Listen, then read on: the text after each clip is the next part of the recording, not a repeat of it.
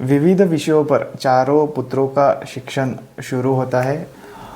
महल में सभी बच्चों को लोरी सुनने की आदत होती है। यहाँ बताया है कि आश्रम में प्रभु श्री राम ही सभी भाइयों को लोरी सुनाया करते थे, सभी बच्चों को लोरी सुनाया करते थे। करुणा के सागर है प्रभु श्री राम। आजा आजा रे निंदिया, धीरे धीरे से आजा, राजा बिटुआ की अखियों में समा जा रे, आजा निंदिया।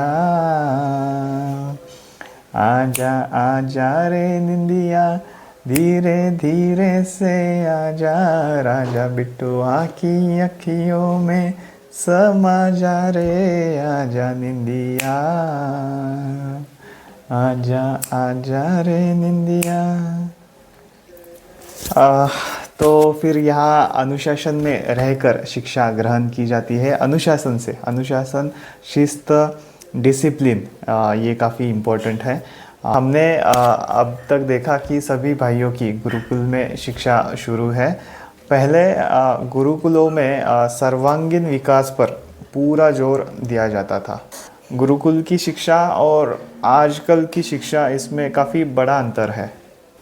शिक्षा पूरे अनुशासन से चल रही थी। ऐसा नहीं कि राजा के बेटे को एक शिक्षा और अन्य दूसरे बच्चों को दूसरी शिक्षा, ऐसा नहीं। सबको समान अवसर दिया जाता था शिक्षा में। बच्चों को ऐसी शिक्षा दी जा रही थी कि हर स्थिति में, आयुष्य में आने वाली हर स्थिति में वो अच्छे से जी सके, कर्मवीर बनकर मेहनत कर सके, इस तरह उनको शिक्षा दी जा रही थी। यहाँ एक गाना भी है कि हर स्थिति में जी सके, घर हो या वनवास, कर्मवीर बन कर रखिए अपने पर विश्वास, अपने पर विश्वास। तो जीवन के सारे संकटों से सामना करने के लिए सभी बच्चे अच्छे से तैयार हो जाए, इस दृष्टि से शिक्षा दी जा रही थी। काफ़ी कठोर शिक्षा थी। सारे भाई बड़े होते हैं। योग, ध्यान, संगीत, खगोल, नीति, अनीति, अध्यात्म, पुराण, शास्त्र, धर्म, कर्म, ऐसे संपूर्ण शिक्षण भगवान प्राप्त करते हैं। विद्या के साथ विनयता भी उनको सिखाई जाती है।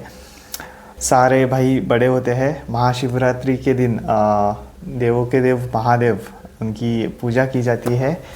ओम नमः शिवाय। प्रभु श्री राम की शिव भक्ति को देखकर स्वयं शिव जी भी धरती पर आते हैं। प्रभु श्री राम के संगीत पर, वीणा वादन पर नृत्य करते हैं भगवान शिव जी। तो चारों भाइयों की शिक्षा पूर्ण होती है। पुनः घर जाने की तैयारी होती है। देव ऋण, पितृ ऋण और आचार्य ऋण, इन 3 ऋणों के बारे में यहाँ बताया है। देव ऋण भक्ति पूजा से चुकाया जाता है। माता पिता की सेवा से पितृ ऋण चुकाया जाता है। तो हमें सभी को ये बात ध्यान रखनी चाहिए। माता पिता की सेवा से पितृ ऋण चुकाया जाता है। और गुरु दक्षिणा के तौर पर गुरुदेव कहते हैं कि संसार में अपने आचरण और कर्मों से सुंदरता, प्रसन्नता स्थापित करो। यही वचन लेकर गुरुदेव सभी